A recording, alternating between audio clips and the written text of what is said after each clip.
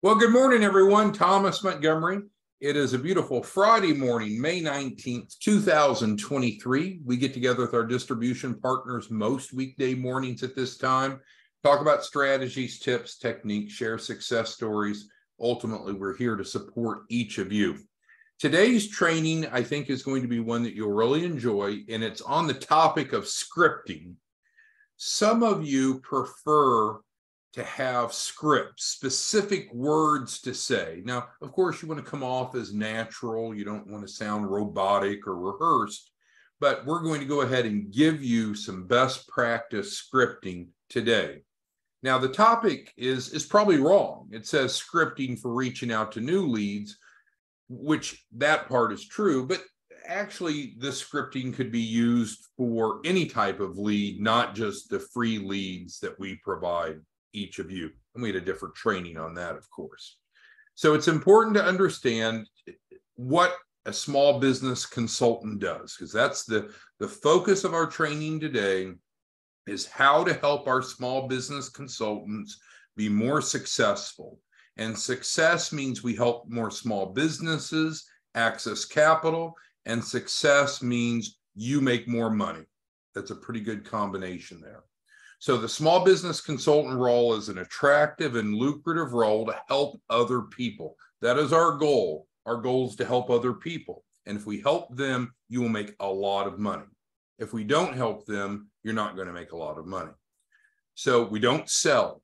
Consultants don't sell. We assess, we evaluate, and we've talked about that on other trainings, small businesses, and then we advise which grant-subsidized resource is the most appropriate based upon their mitigating circumstances. So what are the two things that consultants do? Do we sell? No. Do we assess/evaluate? Yes, we do. And do we advise? Absolutely. Oh, misspelled leads here. So, but regardless of lead, leads can be obtained many different ways, including the free leads that we provide. And again, we've had a different training on that. We're happy to provide you free leads. But regardless if the lead comes from us or some other source, what is it that makes a good lead? We are simply looking for entrepreneurs looking for money to start or grow a business. Now, you can substitute, if entrepreneur is not a comfortable word, we could say small business owner, but a lot of these folks don't own a small business yet. So they're a prospective small business owner. So just to clarify, it doesn't matter if they've already formed the business or not. So it doesn't matter if it's new business, old business, yet to be formed business. That is not a pre-qualification. We don't care about their personal credit. There simply are no filters. How many filters? No filters. You don't have to filter. You don't have to screen, other than if they're looking for money to start or grow a business. Now, the good thing is for you and I, nearly every entrepreneur could benefit from additional money to start or grow a business. So it's a wide open market. All right, let's talk about method of communication here. So this is where the rubber hits the road. This is what we've proven to work. Now, if you want to do it differently, hey, you're probably smarter than us. You do it your way. But from our experience, it's most effective to initiate communication with a prospect using text. Well, why use a text? Well, let's consider the four main ways that you could reach a prospect. You could call them, but if they're not expecting your call, they probably won't answer your call. So that doesn't work so well. In 1975, that was excellent. Right now, that doesn't work so well. You could email them. People get a ton of emails, a lot of unsolicited emails. And so the fact that they're going to get some random email from some random person and respond is not so good. But if you want to email, you can email. We could mail them something, old school, U.S. mail. Send postcards or letters. You could do that. Takes time, takes effort, takes money. I wouldn't do it. What I would do is text them initially. That's why it's here. What would you text? Because again, a number of you are asking for specific scripting. Tell me what to say. Tell me what to write. Okay, here it is. Text them this. Need money? to start or grow a business? Question mark. In 5 minutes, find out if you qualify for a grant-subsidized program from a 501c3 nonprofit. No upfront cost, $100,000 minimum guaranteed. Now, do you have to text them this? Absolutely not. Would I recommend texting this? I would. Questions there. So I'm going to pause for a moment. Who has questions off of the first specific recommendation of how to communicate to prospects? And the first recommendation is to generate a text. You want them to respond, and anyone that has questions or comments, go ahead and type it into the Q&A of Zoom. So if they respond yes, awesome. Now they're ready for a call. If they don't respond, you can text them again later on, but we want them to respond. So when you call them, it's not a cold call. Now, when we're providing leads, frankly, they're not cold leads, but regardless of where the leads came from, I would recommend starting with this. Okay, so Diamond's asking about deposits. We're going to come back to money in a minute. We'll come back to that. We'll table that for a moment, Diamond. Okay, so we have our leads, which is misspelled there, obviously. We have our preferred method of communication to initiate contact, to initiate communication. Well, what we know, we'll go down to this point, is that we are trying to get them to the point of doing the checklist. So once the prospect has clarified through some way that they're looking for funding, maybe they responded back to your text, maybe they responded to an ad, maybe they were referred to you by a pastor, by whatever means, we know that they're looking for capital. We want them to explicitly acknowledge that through response to the text or response to some other means, advertisement or what have you. Now it's time to speak with them. I know you're busy, but if you don't talk to them, the chances of them enrolling are less. Now, I say that Jeff Sokol, our top producer, enrolled 400 people in 1 week. I'm sorry, 1 month, not 1 week, 1 month, and didn't talk to any of them. But he was frankly going out and buying hot leads and driving them to his landing page. So could you circumvent this process? Yes, but we're going to talk about best practice here, something that anyone can follow because we're probably not all Jeff Sokols. All right, so once they have confirmed that they're looking for funding, now it's time to speak with them. Oh my gosh, what am I going to say? You're going to complete the 6-question funding readiness checklist. You'll find that on the bottom of the startup funding package page. It's on your replicated website, and we've had specific training going through that. We're not going to be redundant and go through that again. So let's now go through the steps, the specific steps. So, because they've clarified that we know that they're looking for funding because they've responded to an ad, responded to the text, something, right? So now we're ready to initiate. Best thing is to call them. People say, well, I need scripting. I don't know what to say to them. Okay, here's what to say. Phone rings, ring, ring. I'm calling Kelly Maddox. Kelly picks up the phone. It says, hello? Now, ideally, I'm calling Kelly from the same number that I text her on before. That would be ideal. Does it have to be? No, but that would be ideal. Okay, so now I call Kelly. If I call her and it goes into voicemail, I'm not going to leave a voicemail. I'm going to hang up. I'm going to wait 3.5 seconds. I'm joking. I'm going to wait just a moment, and I'm going to call Kelly back.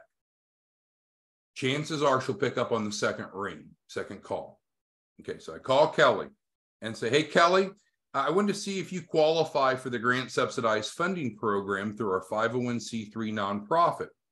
You had just initiated or indicated that you're interested in funding. We're going to complete a quick assessment for your business's capital readiness. It's going to take about 5 minutes, okay?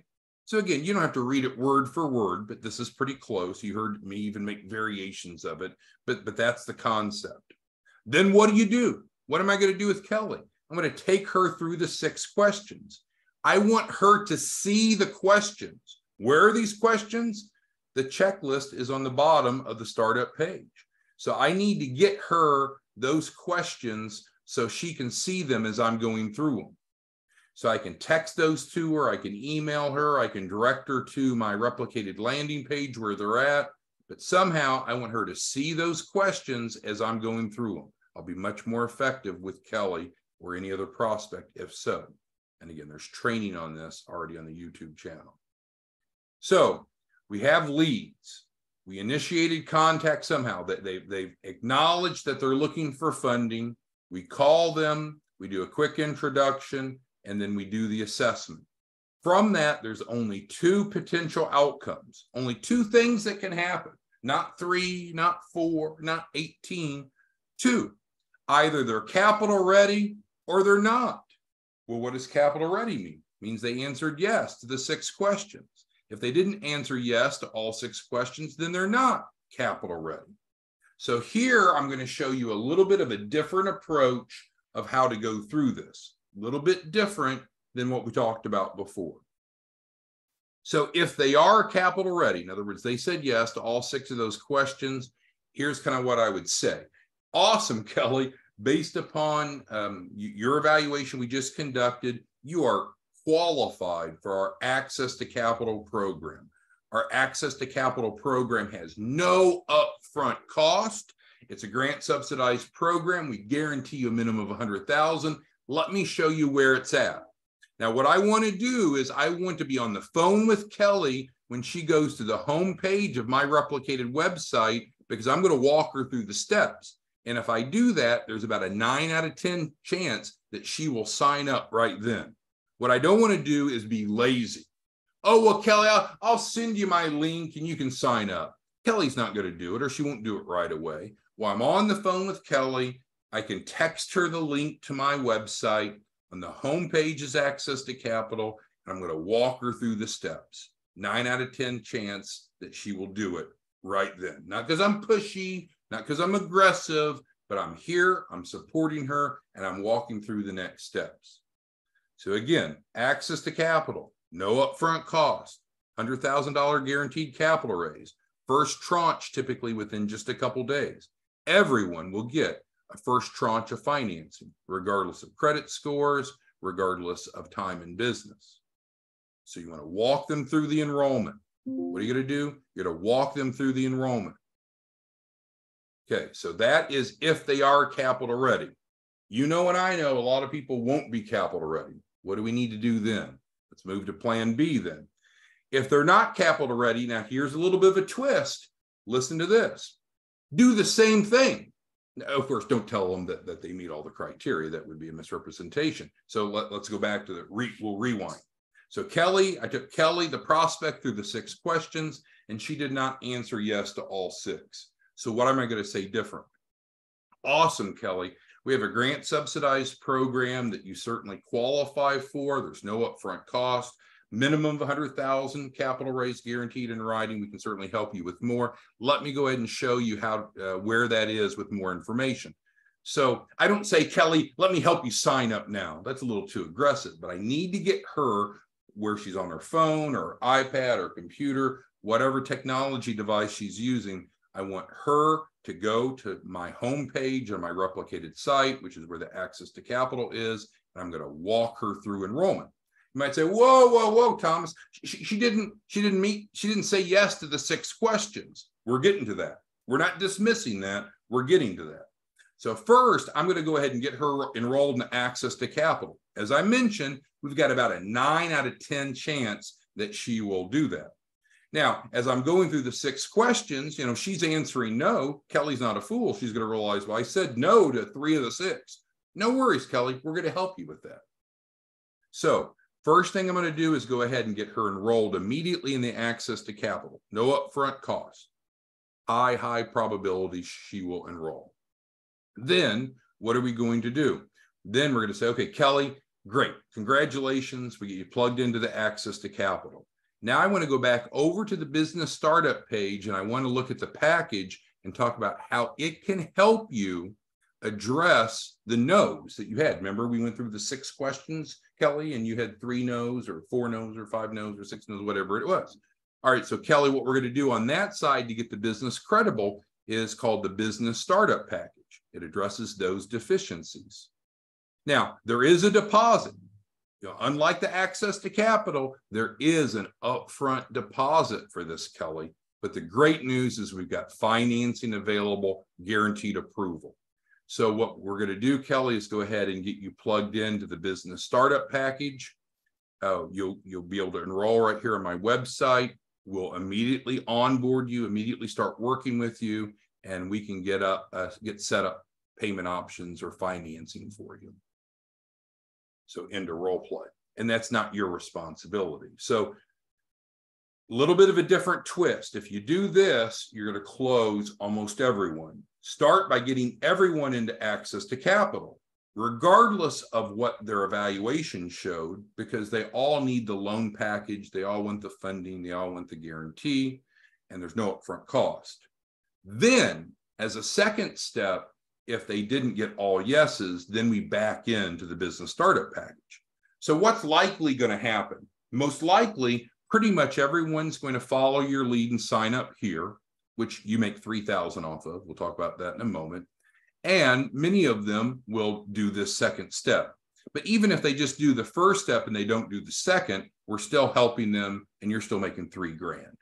So let's progress on down in summary, which explains how you make money. Then we'll get to your questions. Then we'll wrap up.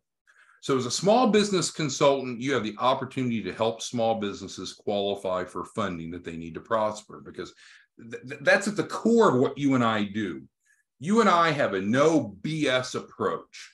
Wanting money, dreaming about money, needing money does not mean being qualified for money. What you and I do is called technical advisory services. We help people become qualified for funding. That's legal, it's credible, it's ethical, it's real, it's guaranteed in writing. So we're going to help people qualify for the funding. Now, they may qualify already for all that they need. Maybe they qualify for part of what they need initially, but regardless, we're going to work with them to qualify for how much? At least $100,000. If they want more, that's fine. You're actually, if you follow this approach I just described, you're paid twice, right? Because you get the $1,000 paid up front, pay next day. Many of you are getting wires today from enrollments yesterday. So every person that enrolls in the business startup package, once they've paid that $2,500 deposit, whether they pay for it or we help them get third-party financing, then you're paid $1,000 up front next day. Can't beat that. Plus, not instead of, but plus you're making 3% of their capital raise, which of course 3% of 100,000 is 3,000. So thus you're getting paid twice appropriately, adding up to $4,000. So I'm going to start going through your questions here. And then of course, you know how to reach us if you have questions. So let's go through your questions.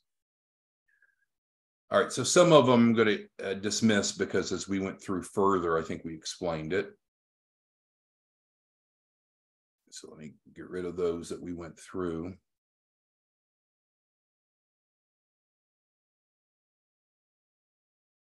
Okay, so I think most of these we talked through. Diamond asked a good question. Should we submit it for them? Well, let me explain that to everyone. So the it could be two things. Do we enroll them? Do we enroll them in access to capital? Absolutely not, because they're signing up. They need to sign up. Unless you have power of attorney for them, they need to sign up. You don't sign them up. So that's why you want to take them to your home page of your free replicated website, and they can sign up right there. And if you walk them through the steps, almost everyone will do it. Almost everyone will do it. If most of the people aren't doing it, then there's something wrong with how you're approaching it. It's you, not the process. No offense meant. And then should we sign them up for the business startup package? Well, theoretically, well, here's the difference. On access to capital, they're going to be able to sign up immediately on the website.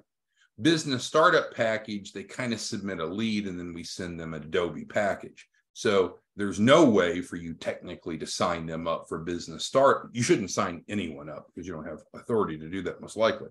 But access to capital, if you went through and put in all their information, then you've just committed them to something that they might not have known about. That's not good. We wouldn't want to do that. Certainly submitting them as a lead on the business startup package doesn't commit them to anything. Then we're going to send them the Adobe, but we prefer that the client fill out obviously the agreement and the form themselves, because now they know what to expect as a next step.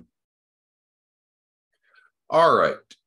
It says, Diamond, are we getting leads outside of the free leads? Well, sure. I mean, that's your role. You should be able to go out and generate leads yourself, Diamond. And we've trained you on that. On our YouTube channel, there's many options. And so that's really the core of what distribution partners do is they're good, they're effective, they're committed at going out and creating awareness. Now, in addition to that, we can throw you some free leads to help you get started. But if you're not good at generating leads, then you'll want to find someone on your team that is, or you can buy leads. But yes, we have free leads that we can provide, and certainly you can go above and beyond that. All right, well, I think we covered pretty much everything. We try to keep today's training short. So we will post this up on the YouTube channel, and you'll have an opportunity to go back and look at this. If you want to get your pencil and paper out, your notepad, you can take notes, you can transcribe the recommended scripting. But if I can get to this, scripting. But here is a game plan that will work. It's slightly different than what we've talked about before, whereby you do certainly start with the 6-question checklist to pre-qualify them. But regardless of their pre-qualification, go ahead and get them into access to capital as step 1, no upfront cost, guaranteed funding. And then secondly, if they need it, based upon answering no to any of the 6 questions, then take them into the business startup package. All right, well, very good. Well, you know how to reach us. Let us know if there's anything we can do for you, and we will see you back bright and early Monday morning. We get together most weekdays at this time, 8 o'clock Central. Thanks, everyone. Bye-bye.